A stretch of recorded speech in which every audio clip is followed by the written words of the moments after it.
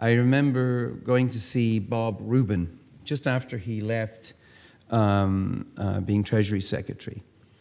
And we asked him, his advice on tackling the issue of, for instance, HIV/AIDS. And he said, if you want to move the dial on this, you've got to go about it like Nike, almost. You've got to explain to, say, America, the scale of the problem and how the problem can be solved. And you'll probably have to spend $50 million doing that, the same way Nike spend marketing their ideas. And I said, Bob, where do we get $50 million? He said, that's your problem. But we formed RED with the help of the Gates Foundation.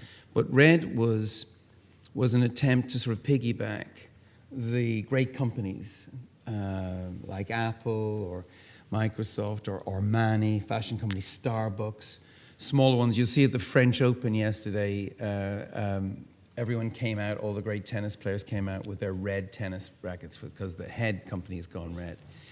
So we use RED not just to raise I think it's $207 million we've raised so far to buy AIDS drugs for people who can't afford it, but to create heat and excitement around the issue of solving the problem, because then when lawmakers met in Congress in difficult times, they would feel heat. We used to get this thing up on the Hill here in the US, and we're not feeling that one, that AIDS emergency. We're not feeling it. So we wanted to be in shopping malls where they would feel it. We wanted to be when they walked down the street and they saw Gap t-shirts, so they'd feel it.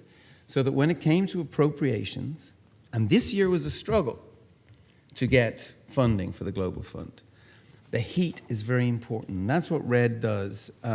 It creates heat so that when the other organization, one, can actually go in Berlin, in France, in Paris, in London, we go after the big government budgets and tackle it that way.